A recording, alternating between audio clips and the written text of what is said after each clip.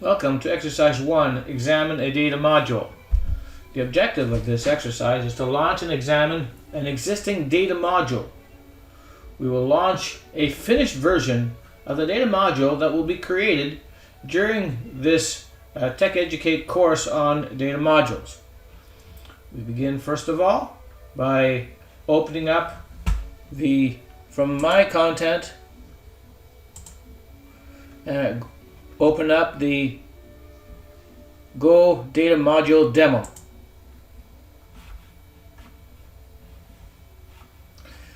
On the left hand side, a little bit more to the left, we have a button that shows us the source view, and we can see that this module is made up of 3 schemas: the Go Sales HR, HR for human resources, and Go Sales RT, RT for retailers. And if we expand the Go Sales, we can see the columns that would be in that schema, or I should say the tables. These are tables. And if we expand the branch, we can see that now we are seeing the columns. So we can see expand the different tables with their columns. And I'm going to collapse that and show you a bit of the Go Sales HR as well, and the Go Sales RT. To close this window, we'll simply go at the top and click on the X to close this window. Next, we'll see how to add more tables if that's what we need. The plus sign is always the add, so we can say add sources and tables. And here I'm going to choose the second one that says add more tables. And we're looking in the schemas again, but this time we see some places where we already have some check marks, and some are just blank waiting for a check mark. So where it's the check marks currently exist, you can see it's grayed out. That indicates that those are the tables that are currently being used in the data modules.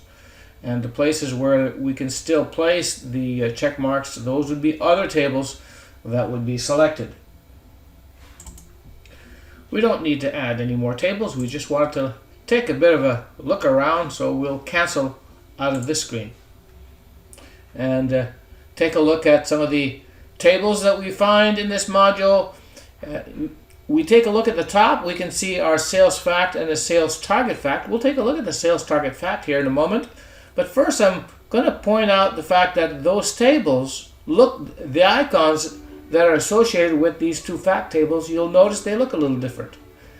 And that is because they are different.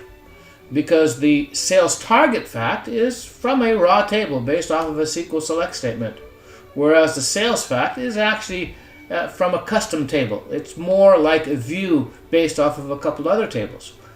We'll be taking a look at that a little bit later in custom tables.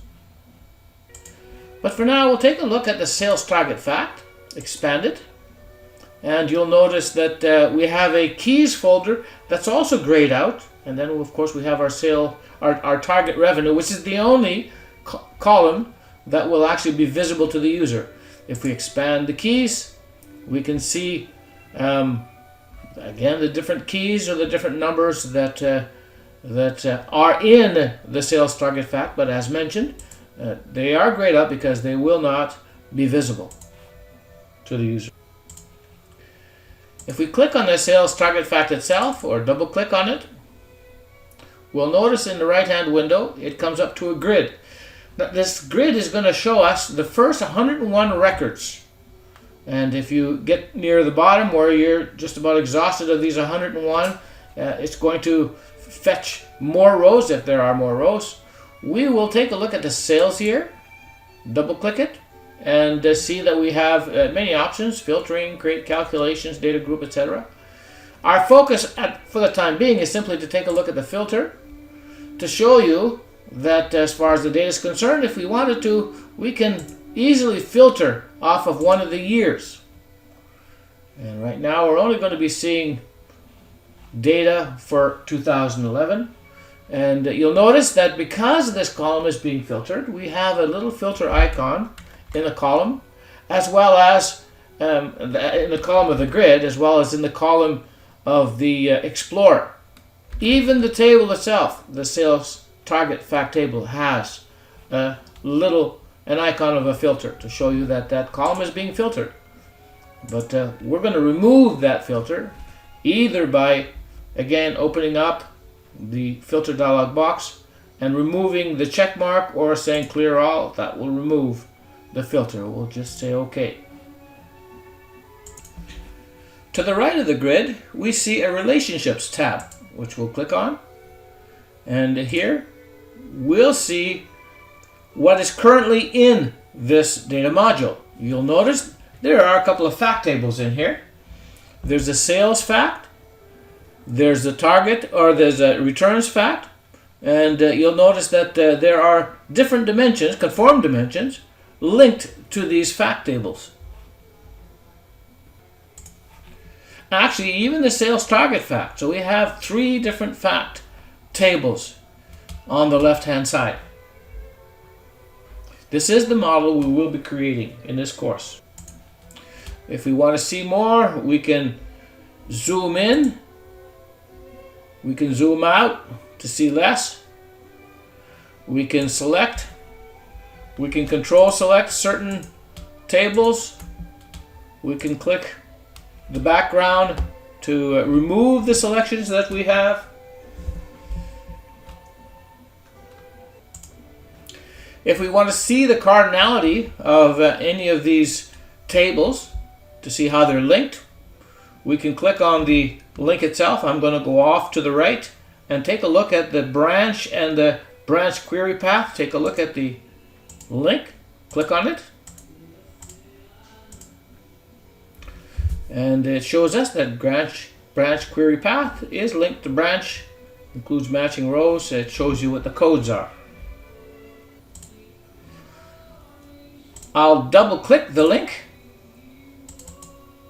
to get even more detail, and we see the contents of the branch query path on the left and the branch on the right.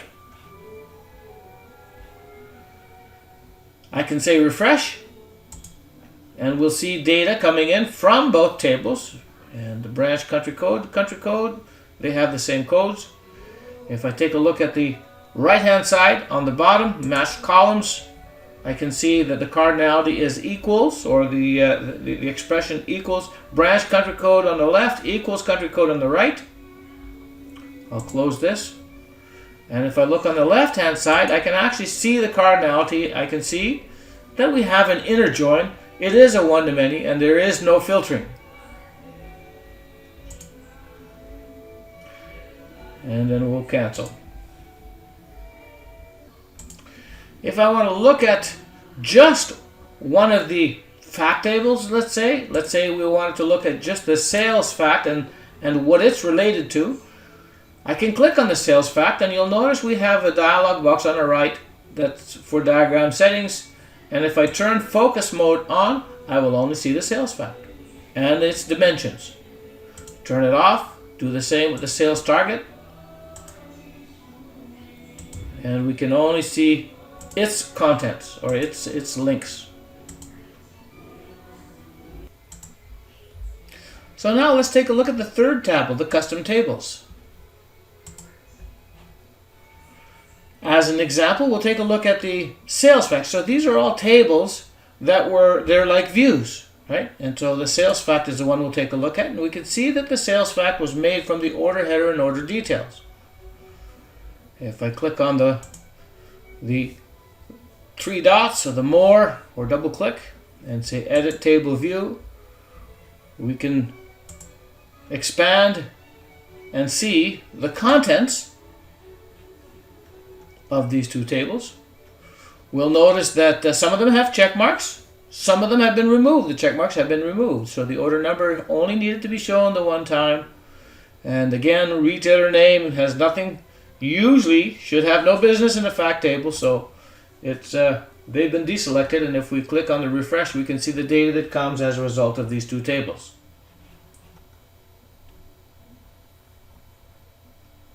We'll say cancel to go back, and with the arrow to the left, go back to our root for the custom tables.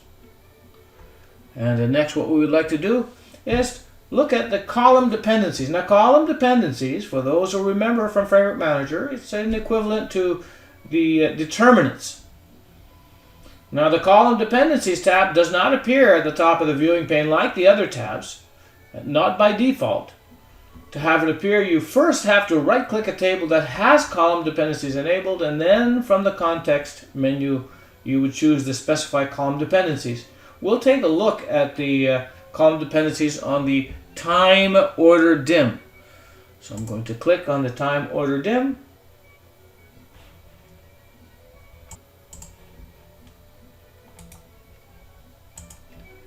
And choose specify column dependencies. And you will notice another tab just appeared at the top.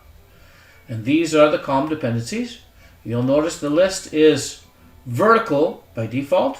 If we want, we can switch it to horizontal view and actually see what it looks like horizontally. The hierarchical dependencies from year to quarter to month to day are represented in the diagram, and the default view is to expand the diagram horizontally. Now, the column dependencies will be created for several table structures in a later chapter, so we'll talk about them later.